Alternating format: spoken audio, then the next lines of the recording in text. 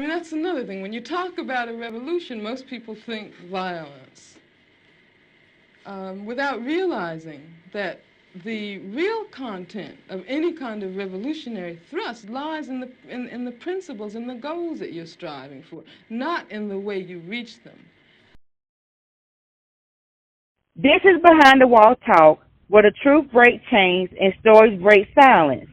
They labeled you, judged you, spoke for you. But this time, the mic is yours. Say what you came to say. Hey, how you doing today? My name is Dr. McLaughlin. I'm currently incarcerated in the North Carolina Department of Public Safety, and I'm currently serving a life sentence in the North Carolina penal system. And I just want to be thankful today for sharing the platform of Behind the Wall Talk with Sister Frankie. And today I want to recognize the drug testing system, the Nark 2 drug testing system that's been performed here in North Carolina, and just the injustice that is bringing to the North Carolina prisons, and it's mainly being used in the Western District of the prison system in North Carolina, and so I had just me personally, my situation is I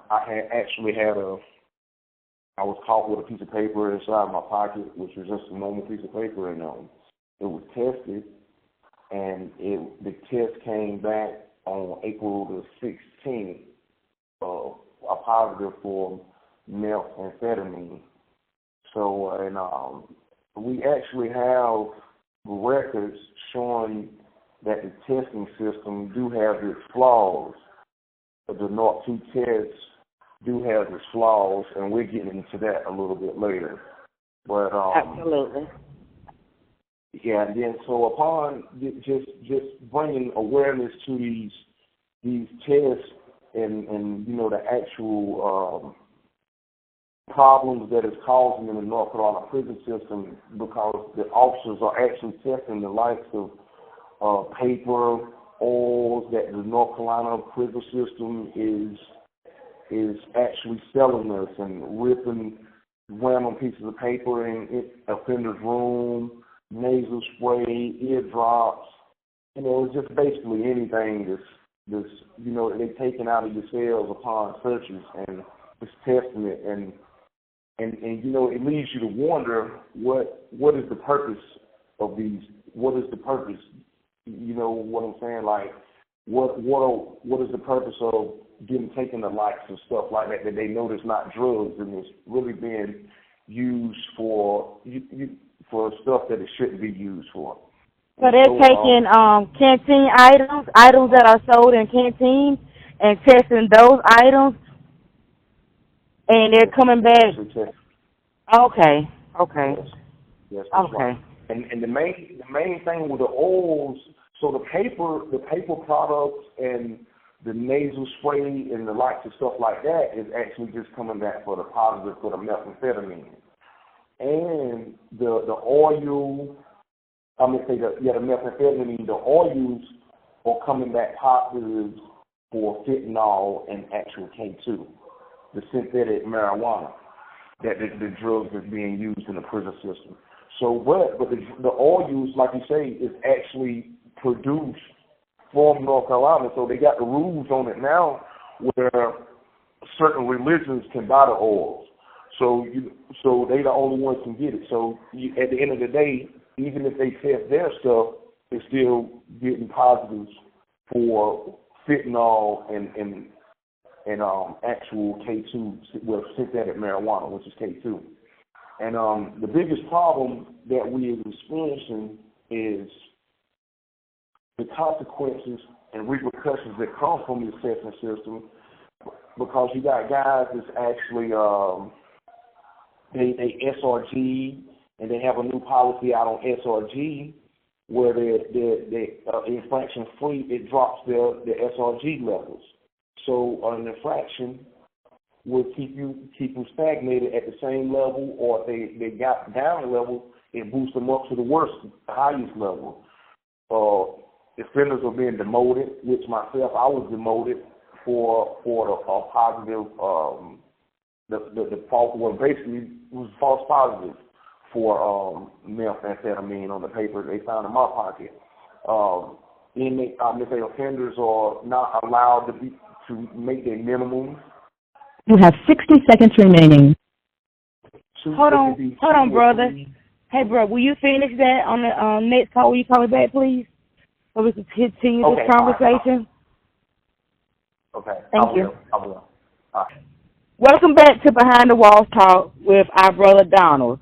You was explaining to us how these write-ups affect the incarcerated individuals, right? Will you continue telling us how this goes, please? Okay.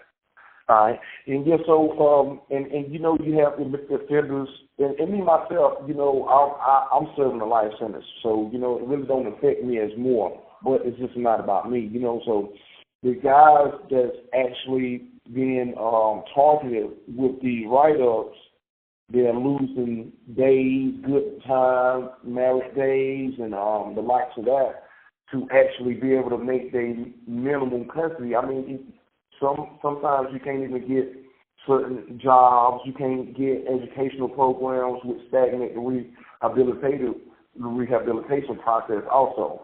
So, you know, we're not just in prison just working on trying to get out of here. We actually are rehabilitating. And so supposed to be rehabilitating. That's right. So, you know, we're not getting opportunity to get actual rehabilitation from a lot of these write-ups because it takes you 90 days to get started back.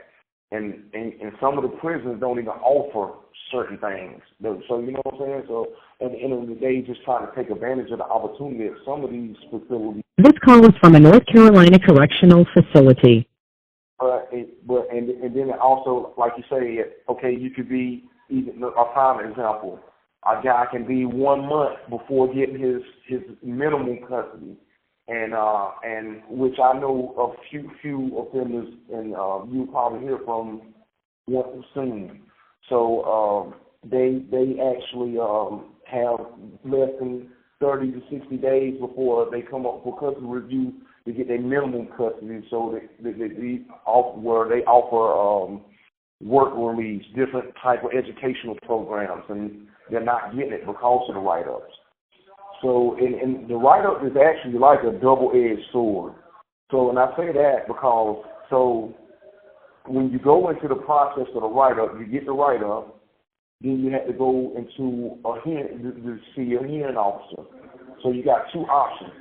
You can plead guilty, or you can go and get the maximum punishment, which would be no more than 90 days with restrictions, or if most of the time the pleas are 60 days restriction. And so I say it's a double-edged sword because when you appeal the process, which everything go to Raleigh, North Carolina, where the central base for North Carolina Department of Adult Corrections are, the appeal process is in favor of the actual write-up. So, you know, we basically don't even have a chance. And in legislation, in the past, if I'm correct, just I think with the research that Sister Frankie did, we are not getting the laboratory results. We don't have the opportunity to send. We're not even getting the opportunity to send the laboratory the results to the laboratory, which will give you the correct results on these drug tests. Mm-hmm. So, you know, it's just a real struggle here in North Carolina, and I just want to bring awareness to that. Let me add in on this right here. Let me jump in on your conversation right quick, brother. So when you were saying about the research with the Nark 2 testing and that we have been speaking about, let's use New York for an example. They, for 2016 to 2020, over 2,000 of their incarcerated individuals received disciplinary charges such as solitary confinement, delayed parole, loss of visitation, based solely on this test. without without the laboratory confirming it.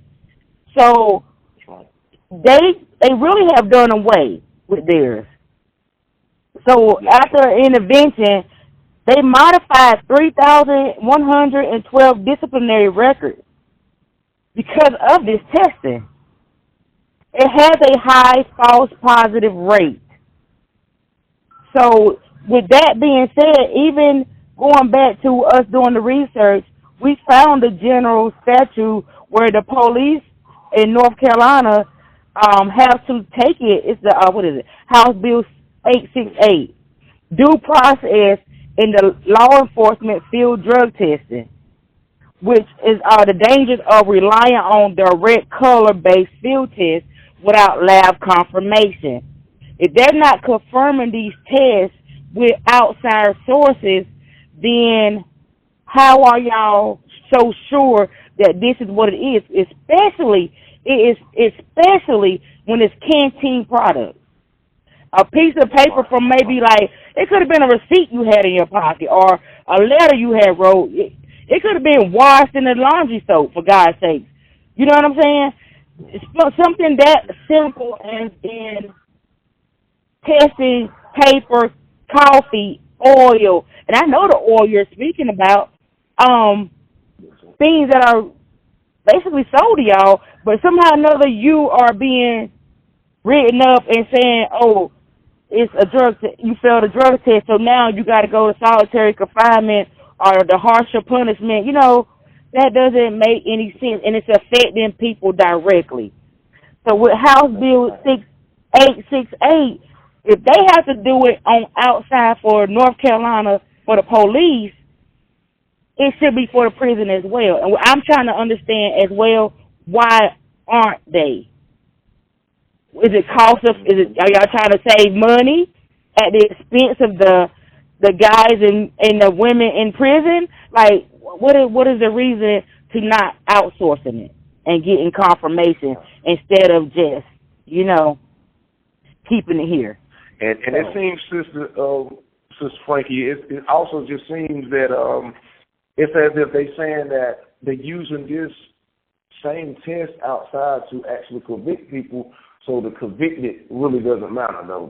If you just look at it in a sense, though. You understand what I'm saying? Like, it just seems like that, basically using to try to convict someone and, I got a prison system, I don't have the same rights as a person that's allegedly been charged with a crime. You know what I'm saying? Because you already incarcerated, right? That's right. So, right. okay. Exactly right. Yeah. Yeah, so, and that started into it. This call is from the North Carolina Correctional Facility. That House Bill 868 is going to start January 2026. So I'm following. We're not following because it's going to start January 2026. But there has to be some kind of data on that as well for them to implement this. So I'm asking for them to release stuff to me, but it's kind of hard. But I'm not going to give up, because if they having to do it, we won't give up. Yeah, we will not. If they have to do it with the police and y'all kind of under the same type of jurisdiction, you know what I'm saying, for North Carolina with public safety umbrella, I think everybody should follow up on that same House Bill 868. That's how I feel. And I just plead, though, with anybody that get an opportunity that follows behind the wall, or just any family member that's incarcerated, anybody, just to, that we need to bring awareness to the situation, because it's not just hurting the offenders and certain families. It's keeping guys away from their kids. It's keeping these ladies away from their kids. It's keeping moms away from sons, daughters away from moms, sons, dads. You know what I'm saying? So it's a bigger problem. You know what I'm saying? And every day things change in life. So you don't want to leave something, certain rocks unturned, and we don't get a chance to stand up and fight it. That can be a decisive, situation in someone's life that can change them forever. You know what I'm saying? So at the end of the day, you know what I'm saying, we got to combat this. And it take more than one person, it take more than two. We need a community, you know, and then once we get a community, maybe we can get a city, and once we get a city, we can get the state behind us, you know what I'm saying? So we got to have the help with everybody, you know what I'm saying? Like, we got to, it starts from in here because we got the problem, and once we get out there, we got to have help to fight this, you know what I'm saying? Because it's a serious situation. And it really is. I agree. Yeah, Western North Carolina prison system is definitely taking its toll, man. And you know, things are kind of different in this area, but you know, if we just stand together in solidarity, well, I feel like we can fight it. We can fight it. You know what I'm saying? So just anybody that's just listening, just please stand up with us, and let's just take this situation head on, and we'll see what the results be. And if you got any guys that's in the system, I would urge you to write the grievance. You know, at the end of the day, it may be some retaliative situations, but just, you know, you just got to go through something to be able to make it through something. You know, I've been incarcerated 14 years, and I've seen a lot, and I've been through a lot, but I just ain't never seen nothing like what we're going through now. And if we don't fix the problem now, it'll be a lingering problem forever. And it could get worse than this. It could get worse than this right here. If we don't cut it off now, it could get worse. Because, you know, we're trying to stop it. You know, cut it off now before it get, And let me talk about the grievance process. The grievance process can be a difficult one for y'all. I do understand. I hear stories about how they don't even make it outside of the prison, or how they keep rejecting them. And my thing is, just for me, we need the paper trail. And I'm asking if anybody listening to this, so like, know what's the point or what's the reason? We got to have the paper trail. I see the data of the grievances that they get, and I'm like, okay, and I see and I compare what they are resolving. What y'all really saying is being resolved, and what their computer is saying that's being resolved. But if we don't have the paper trail and the grievances put in, we have nothing to fight but hearsay. I have nothing to stand on but they said, she said, I said. But if it's all coming into Raleigh, and I can go and say, hey, you don't see this? It's happening. I can give you an Opus number. This is happening. And then they can't ignore me. They can't ignore us because we're speaking and we have proof that this is happening, and it's a real concern for public safety. And the families, for anybody that's holding someone down, y'all that's incarcerated, they will really see how this is really impacting the system and us. And y'all, you know, that's right. It's the opposite of rehabilitation. It's the opposite of your mission statement on your website. So, yeah. Right. And it's just, and at a time like now when North Carolina is actually putting in place a rehabilitative environment, you know what I'm saying? It's a bad time for that to be happening, because North Carolina is basically, from the times that I have seen, that, you know, you got the opportunity to really take certain classes, certain programs, certain, you know, stuff now than versus 14 years when I ever first got a chance to experience this. So, you know, it's happening at a bad time, you know what I'm saying, because, you know, people can actually get a lot of trades up under their belt right now. They got cognitive thinking programs. You have 60 seconds remaining. And the lights. So just I'm gonna end it, and I just want to say thank you again, Sister Frankie, for being able to share the situation on the platform, and you know, I'll definitely be here anytime.